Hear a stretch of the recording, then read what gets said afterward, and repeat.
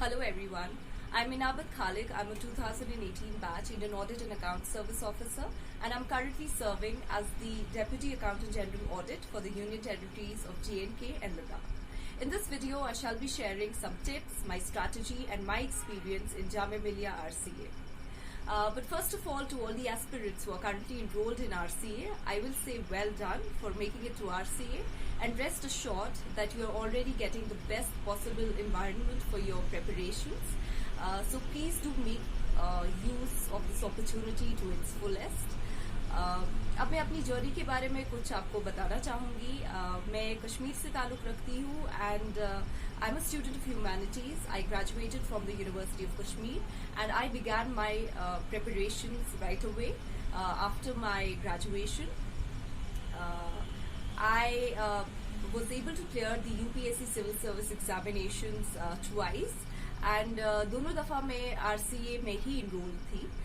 So to RCA goes the credit of providing a sense of direction and structure to my preparation.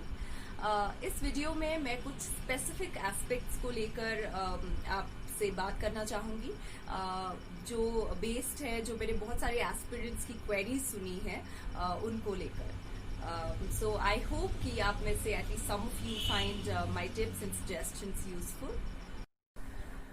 Examination के पहले stage की बात करते हैं, the preliminary examination. इसमें जैसा कि आप जानते हैं MCQ बेस्ड एग्जामिनेशन होता है, तो इसमें आपकी फैक्चुअल नॉलेज और कंसेप्चुअल क्लैरिटी दोनों टेस्ट होते हैं और दोनों में आपको मास्टरी हासिल करनी है. वो तब आएगी जब आप अपने रीडिंग मटेरियल को बार बार रिवाइज करें. इसमें मेरे जो स्पेसिफिक टिप्स हैं वो ये हैं कि आप एग्जाम लिखने से पहले मिनिमम 40 to 50 टेस्ट पेपर्स को सॉल्व करें.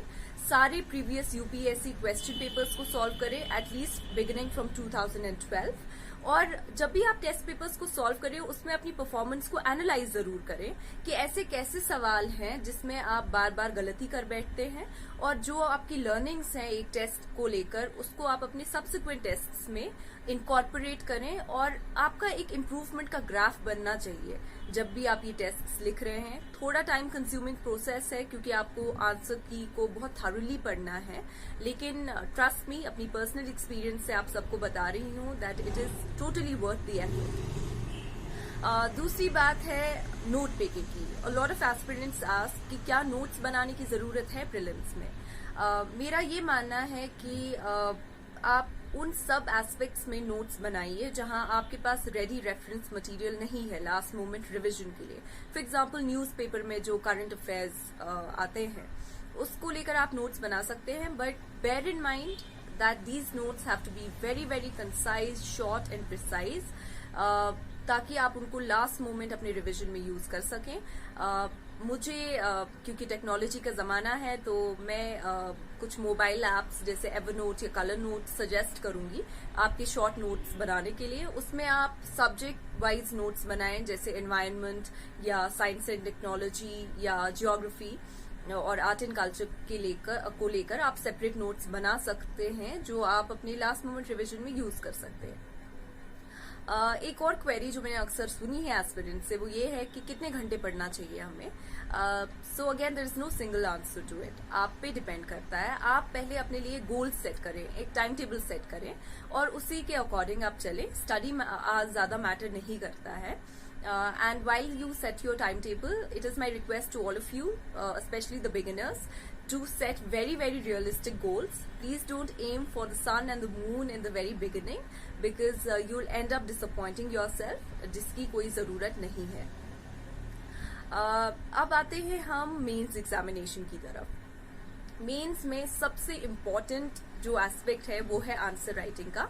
एंड मेनी अ टाइम्स जो एस्पिरेंट्स है they feel themselves at a loss कि हम कहाँ से शुरू करें, क्या करें. मेरा इसमें ये मानना है कि आप आंसर राइटिंग जितना जल्दी हो सके उतना जल्दी शुरू करें.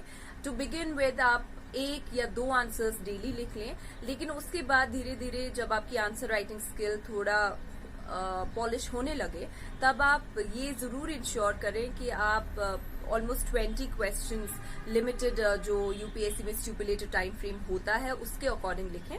आप कोई टेस्ट सीरीज भी ज्वाइन कर सकते हैं या कोई अपना क्वेश्चन बैंक लेकर अपनी जगह भी प्रैक्टिस कर सकते हैं.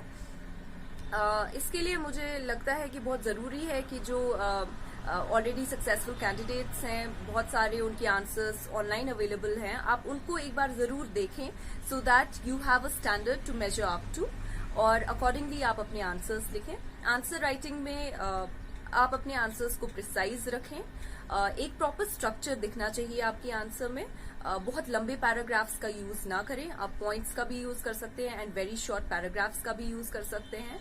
ज्योग्राफी में मैप्स और डायग्राम्स का जरूर यूज करें, और बहुत ज्यादा डिस्क्रिप्टिव टाइप के आंसर्स ना लिखें। एनालिसिस होना चाहिए but it should be supported by examples and relevant facts also. GS में, मेंस में क्या नोट्स बनाने की जरूरत है? मुझे लगता है कि नोट्स बनाने की जरूरत उन एस्पेक्ट्स में है जहां पे आपको एक जगह सारा मटेरियल अवेलेबल नहीं मिलेगा। फॉर एग्जांपल कुछ गवर्नमेंट स्कीम्स हैं, इकोनॉमिक सर्वे है, और डिजास्टर मैनेजमेंट, इंटरनेशनल रिलेशंस या सोसाइटी के लेकर कुछ टॉपिक्स हैं। तो आप ऐसे कर सकते हैं कि GS 1, 2, 3, 4 के अलग से एक शॉर्ट नोट्स बना सकते हैं, बट अगेन मेक श्योर कि ये नोट्स छोटे हों। मैं आपको अपने पर्सनल एक्सपीरियंस से बताऊं कि मेरे जो नोट्स होते थे वो हार्डली 4 to 5 पेज के नोट्स होते थे, जिसमें ऑब्वियसली मैं काफी डेंस और छोटा लिखा करती थी, लेकिन क्योंकि वो छोटे नोट्स होते थे मुझे हमेशा ये साइकोलॉजिकल सेटिस्फैक्शन रहती थी कि मुझे बहुत ज्यादा नहीं पढ़ना है, अपने एग्जाम से पहले बहुत ज्यादा नहीं रिवाइज करना है। और अपनी एसे राइटिंग को बिल्कुल इग्नोर ना करें। This is often a very ignored aspect, और बहुत सारे एस्पिरेंट्स ये भी पूछते हैं कि लैंग्वेज में कितना प्रोफिशिएंट होने की जरूरत है, जैसे अगर आप इंग्लिश में लिख रहे हो। So I feel that you need some basic minimum competence in language. You don't need a lot of flowery language and prose in your essays. The content is all that matters. So please do practice a lot of essays, at least 5 or 6 essays before you finally write the mains examination. जहां तक बात है GS 4 की, I think this is one paper जहां पे आप minimum effort से को लेकर मैक्सिमम आउटपुट दे सकते हैं. So please do take it very very seriously. Do practice a lot of case studies. Do read जो भी सिलेबस पे जो भी टॉपिक्स हैं उनकी बेसिक डेफिनेशंस विद एग्जांपल्स जरूर तैयार करें. आप उसमें अपने नोट्स भी तैयार कर सकते हैं. Again I can't stress it enough कि वो नोट्स बहुत ही छोटे और कंसाइज होने चाहिए. अब हम बात करते हैं ऑप्शनल की. उसके बारे में मैं बहुत डिटेल में नहीं बात करूंगी बिकॉज हम सबके अलग अलग ऑप्शनल्स हैं. लेकिन हाँ, ऑप्शनल में आप जो स्टैंडर्ड बुक्स हैं, कोई भी ऑप्शनल हो उसमें जरूर जाएं. और उसमें भी आप क्योंकि बुक्स बहुत बल्कि होती हैं और एट द लास्ट मोमेंट उनसे रिवाइज करना जरा मुश्किल रहता है. So in optional I think note making is more beneficial as compare to GS. तो वो आप जरूर करें. बाकी RCA के स्टूडेंट्स के लिए खास तौर से मैं ये कहना चाहती हूँ that you are blessed with the company of some of the brightest minds, because आप सब लोग वहां पर एक बहुत ही रिगरस स्क्रीनिंग प्रोसेस के बाद दाखिल हुए हैं. तो please do make use of this opportunity. मैं अपनी पर्सनल एक्सपीरियंस से आपको बताऊं कि मेरे बहुत अच्छे दोस्त थे RCA में, जो मेरे दोस्त हैं अभी भी, and all of them have cleared this examination. So we used to study together, we used to make notes together, we used to share whatever information or knowledge came our way. यकीन मानिए जब आप एक दूसरे की मदद करेंगे आपका सफर थोड़ा कम मुश्किल और थोड़ा ज्यादा फन होगा. और there is enough space for all of you to grow and to prosper. मैं चाहती हूँ कि जामिया मिलिया RCA के जितने भी स्टूडेंट्स enrolled हैं वो सब एक दूसरे की मदद करें, and you will see that it reduces the burden. For example, आप छोटे छोटे ग्रुप्स बनाकर अपना जो नोट मेकिंग है, या आप देखें कि बहुत सारे लोगों की कुछ कोर कॉम्पिटेंसीज होती हैं. कोई IR में बहुत अच्छा होता है, कोई इकोनॉमी में बहुत अच्छा होता है.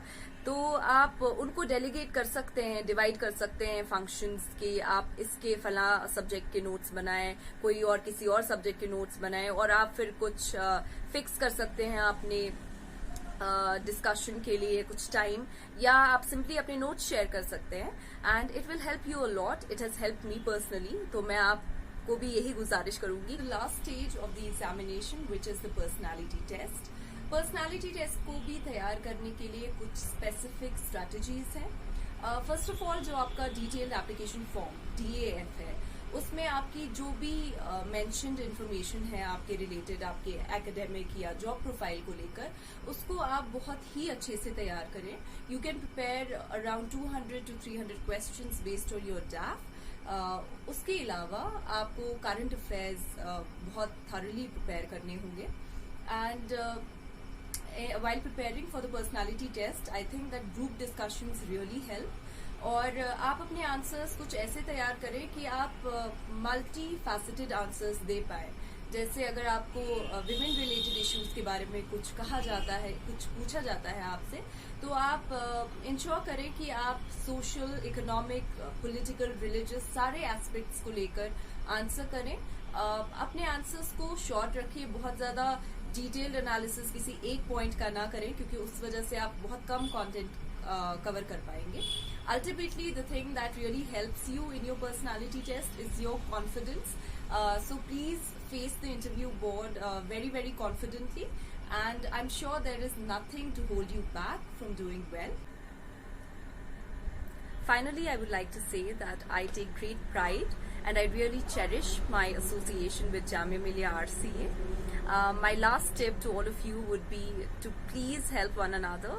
I say this even at the cost of sounding preachy, because I know that when you do that, you'll find your journey becoming a little less tedious and a little more fun.